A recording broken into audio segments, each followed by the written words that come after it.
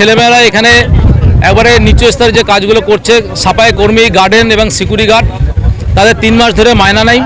আমরা ভিসির কাছে বারংবার এসছি অঞ্চলগতভাবে যে এদের অন্তত 3 মাসে যদি মায়না না হয় তো 1 মাসে মায়না আপনারা চালু করুন, যেন তাদের খেয়ে দিয়ে অন্তত কাজ করতে পারে। কারণ বিভিন্ন ঘরে ছোট ছোট বাচ্চারা আছে, অসুস্থ মা বাবা আছে, তাদের ওষুধ কিনতে পারছে না, বাচ্চাদের খাবার কিনতে পারছে না। অন্তত আপনি 1 মাসে মায়না করে দিন।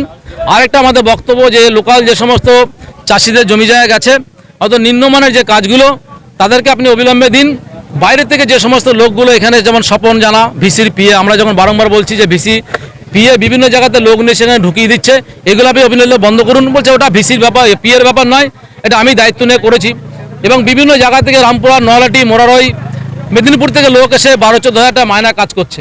এটা আমাদের বক্তব্য যে লোকাল তো বোলপুর পৌরসভা আছে, বহু শিক্ষিত ছেলেমেয়েরা রয়েছে, রায়পুর শিবপুর অঞ্চলে বহু ছেলেমেয়েরা আছে শিক্ষিত। আপনি চা বহনের কাজগুলো তাদেরকে দিন।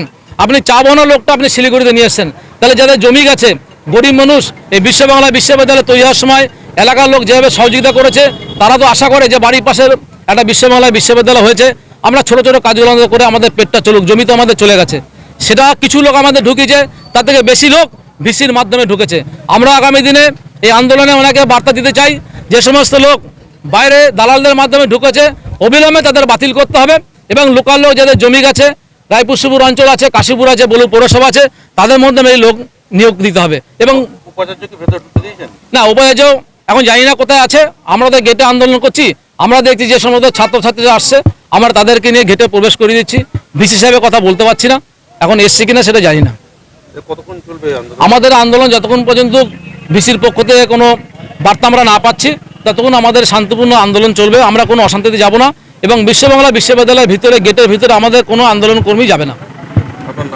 আমার নাম নিখিল বাজার, রায়পুর শিবপুর অঞ্চল। কারণ আমাদের এখনো স্ট্যাটুটই পাস হয়নি।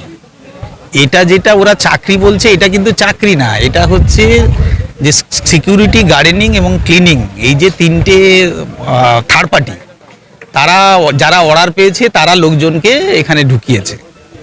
এবার সেইটা নিয়ে ওদের বক্তব্য, সেটা তো আমার কিছু বলার নেই। হ্যাঁ, সেটা একটা অদ্ভুত ধরনের, এটা কেন এটা করছে আমি জানি না। এটা একটা চিফ মিনিস্টারের ড্রিম প্রজেক্ট, এটা একটা মডেল ইউনিভার্সিটি হবে হতে চান, কিন্তু যদি এইরকমভাবে গেট আটকে দেয় তো ছেলেমেয়েরা ক্লাস করতে পারবে না। ধরুন ছেলে মেয়েকে ঢুকতে দিচ্ছে, কিন্তু টিচারদের ঢুকতে দিচ্ছে না, স্টাফ ঢুকতে পারছে না, রুমটা খুলবে কি, ক্লাস নেবে কি? না না, ওরা আসেনি। আমি তো প্রথমে এসেই তো আমি ওনাদের সামনে গেছিলাম কথা বলার জন্য, আসেনি তো। এখন অবধি কেউ আসতে চাইলে আসুক, কথা বলুক। আমি তো চন্দ্রনাথ সিনহার সঙ্গে বারে বারে কন্ট্যাক্ট করছি, চন্দ্রনাথ সিনহার ফোনও তুলছে না।